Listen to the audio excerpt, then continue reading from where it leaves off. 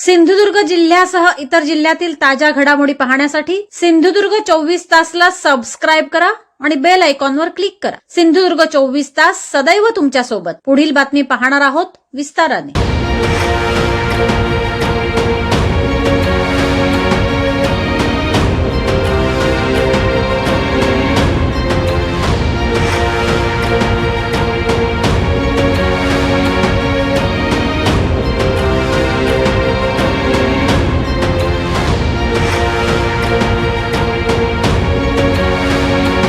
कुडाळ मालवण मार्गावर नाबरवाडी येथे आज सकाळी 11:30च्या सुमारास दुचाकी आणि ट्रक यांच्यात अपघात होऊन दुचाकीस्वार महिला जागीच ठार झाल्याची घटना घडली।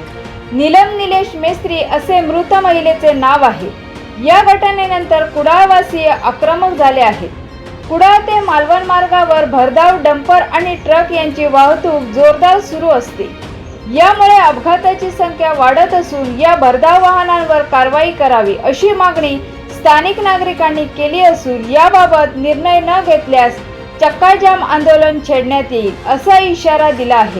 दुर्दैवी घटना घडलेली आहे। एका महिलेचा या रस्त्यामुळे जीव गेलेला आहे। इथे या रस्त्याला साईड पट्टी नाही, वाहतूक अवजड वाहतूक आणि डंपरवाले असतील किंवा हे ट्रकवाले असतील ज्या प्रकारे गाड्या चालवतात त्याचा आता बळी गेला आहे तो त्यांच्यामुळे गेला आहे। त्यांच्या ह्या नाकर्तेपणामुळे राज्य सरकारने जे काय हे आज गेली कित्येक वर्ष या ठिकाणी हा रस्ता असाच आहे, तिथे साईड पट्टी नाही रस्त्याला, लोकांना जीव धोक्यात घालून चालवलं लागतं। त्यामुळे आता जे गव्हर्नरने बोलले त्याप्रमाणे चक्का जाम करणार आहे, यात कुठलीही शंका नाही।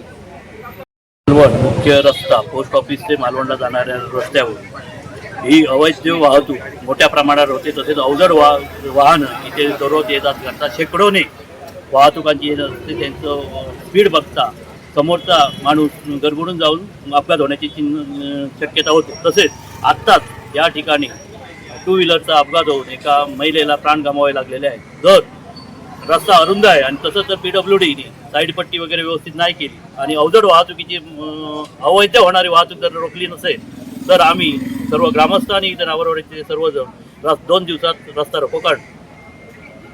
सिंधुदुर्ग जिल्ह्यासह इतर जिल्ह्यातील ताज्या घडामोडी पाहण्यासाठी सिंधुदुर्ग 24 तासला सबस्क्राइब करा आणि बेल आयकॉनवर क्लिक करा। सिंधुदुर्ग 24 तास सदैव तुमच्या सोबत।